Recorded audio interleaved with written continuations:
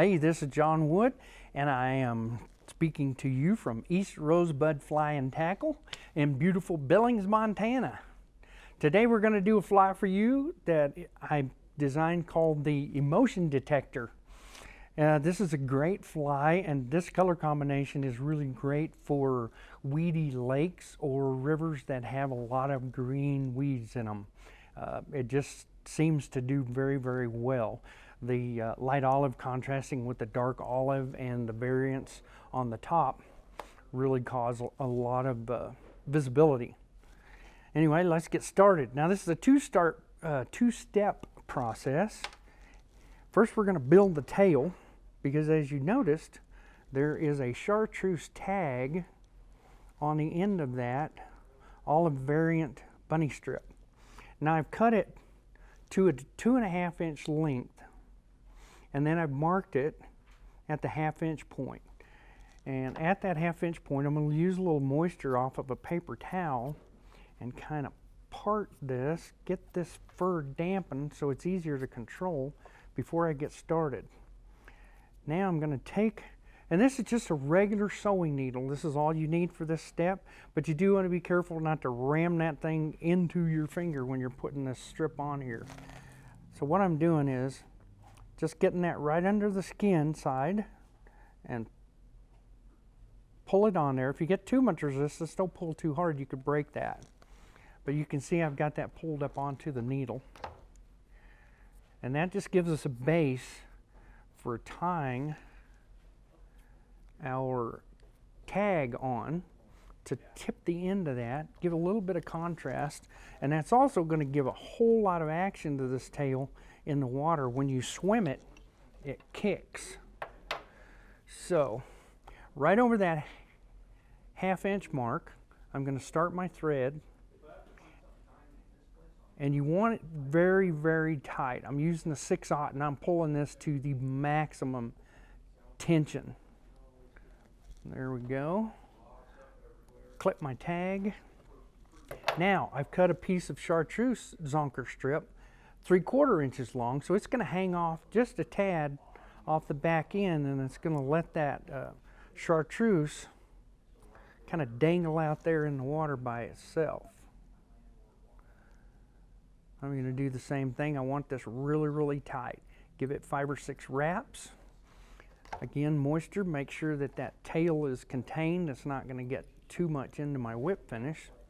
And I'm going to use my fingers, or you can use an oversized whip finisher that will reach around there. Get you 5 or 6. Keep tension on your bobbin on that thread as you're doing your whip finish. And then make sure it's nice and secure. Now, when this rabbit strip gets wet, the skin is going to swell, and you won't have any problem with that thing coming off of there, this tip. In the beginning, I used to glue these things on, but after fishing them a little bit, the tail would pop off. Now I've got that tail done. I'm just going to use my little eyebrow mustache grooming brush, kind of groom it back, and you can see what that looks like. Okay, now let's start with the other half. Go right into it. Now this is a B10S Gamakatsu hook and a large copper cone head. Get my hook in there. Now, because I'm going to be fishing this one in a river, I'm going to put some extra weight in there so it'll get down fast, because between the bunny and the marabou that we're going to add on there, it's got a lot of water resistance. And I want to put 10 to 12 wraps, and I'm backwards wrapping that lead. Get it on there nice and snug. And then shove it all the way up into that cone head as far as it'll go. Now I've got my the olive 6/0 Uni-thread. Start the thread right behind that lead, and then kind of build a bump and press it against the back of the lead wraps to shove that and make sure it stays up into the cone head. So one of the problems you have with a fly that's got a bunny strip tail is the strip will flip around and foul in the gap of the hook. Now traditionally we'll use something like a loop of mono. Well, I wanted to add some flash in the back here, so what I've done is we take 4 or 5 strands of crystal flash, in this case red because I want a good contrast. Let me get another one that's a little bit short on that one strand. I want them all to be the same length because we're going to build our loop with the crystal flash. So that's going to serve 2 purposes. It's going to create our anti-foul loop, and it's going to add the flash under the tail. Even up those ends. I'm going to double that in half. And then even up the ends again, leaving as much length as possible. I want to tie that in where I've got a lot of length on it. So tie all those strands in, those doubled in strands, and you can see I've gone just a little bit around the bend of the hook. And then bring my thread right back up. And all of these strands are on the opposite side of the hook. Now I'm going to carefully just bring them around and put them on my side of the hook, and because of the twist in the crystal flash, it's going to twist right here. But that's going to create enough of a loop that you are seldom, if ever, going to have a fouling problem with your tail. And I started out tying these a little bit longer, and I still had trouble with the tail fouling, but since I shortened the tail to 2.5 inches, I don't have that much trouble. Now the next step, we're going to put a little bit of fluff at the tail, add a little more contrast where the flash is, and attach what's going to be our body, and that is just a marabou plume. And you want to select one that's got really good length to the barbs, and it's got a really fine stem. It'll make it easier to wrap. One like this with a big thick stem, it's going to be really tough and create too much bulk when we get to the end and tie it off. Under the bead, there won't be enough room for your thread in the bead. So I'm put a little moisture on there just to contain those those barbs. Don't poke yourself with your scissors. Don't try that at home. Okay, a little bit of moisture, but not too much. Dang it, now I'm bleeding everywhere. So I want about a 1/2 inch of that plume, and I'm going to set that. Now I'm up from where I tied the loop in, but not too much, about halfway between there and the bend of the hook. So I just want to get that in place with a few thread wraps.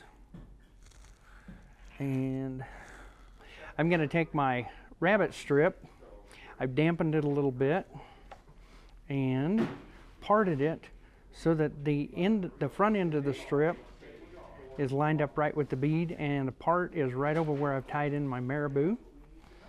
Dampen it just a little bit more and keep that out of the way. And then I'm going to take 4 or 5 good wraps. Be careful not to get your marabou trapped around the eye of the hook, because it will, and then that'll create problems in a little bit. Now I've got that wrapped down secure, pull everything out of the way, and then just bring the thread to right up behind the cone. Now my marabou, I'm going to take it and grab it by the end of the quill and then twist it into a rope. Now you can see up towards the top, I am not trying to contain those barbs. I'm just letting them fly. Once I get that spun, I'm going to grab the tip of my quill with my hackle pliers, make that first wrap tight up against the zonker strip, and then wrap it to the point to where the loose barbs start to contact the hook. And then when you get there, just brush those barbs back And what that's going to do is going to create a really nice full plume on the body of the fly and just give it a ton of movement. Once I get to the end, I'm just going to secure that with some thread wraps, get all my barbs out of the way, and wrap that in with some wraps in front and behind the marabou quill. Don't have to be real pretty about it. Again, I'm going to get a little bit of moisture off of my paper towel and brush those barbs out of the way. Be careful, don't get the point of that hook. And then part them right up on top. There we go. And every time you touch it, it takes the moisture out of the marabou. There we go. Now I'm going to pull that zonker strip forward with everything out of the way and catch it right there, right behind the cone. And then I am going to wrap it in there really, really good.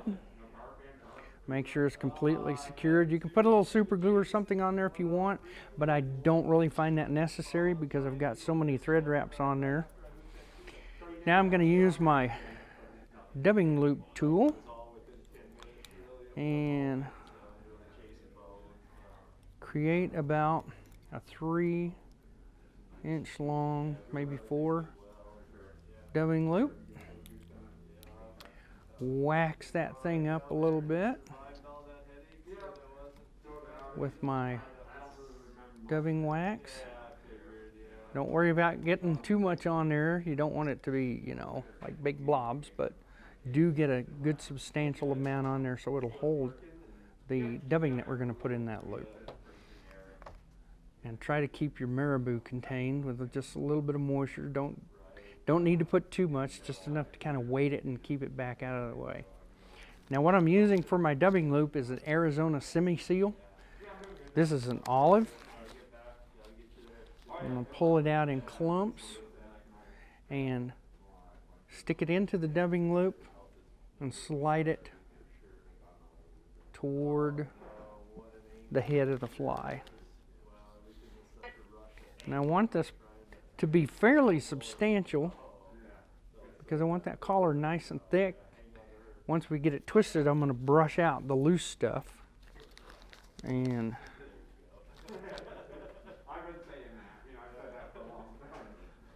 leave just enough so that we've got a nice shiny collar. I really love this Arizona semi-seal. It's got such translucent, catches light, and it's got a ton of movement. So here's what we've got there. Spin that up. Try not to get too much marabou caught in it. And once I get it spun up pretty good, I'm just going to kind of brush the loose stuff out a little bit. You don't need to pull on it real tight, just give it a little brush. And then wrap it around in that gap, starting towards the back of that gap between the bunny and the cone head. And then as you come around, just stroke that dubbing backwards a little bit, and you'll see there's still some falling out. But as we stack that on top of itself, it locks that dubbing in place. Once you get around to the end of it, twist your thread around your dubbing loop a couple of times, bring it up tight, and then just make a couple more wraps in front and behind, alternating. And that'll lock that dubbing loop in there for good. Then all that's left to do is whip finish the fly. If I can figure out how to do that. This is just one of those flies. So let's try that again. Whip finish that fly right behind the cone. You want to get it in there nice and tight behind the cone so that when you tighten up your whip finish, it actually slides up underneath the cone. Clip it, and there you have the Emotion Detector. Now, this thing has caught trout, bass, steelhead, and even carp for me. It's been a really, really productive fly. Obviously you can change the colors, but this is my favorite color scheme, the olive on olive. There you go.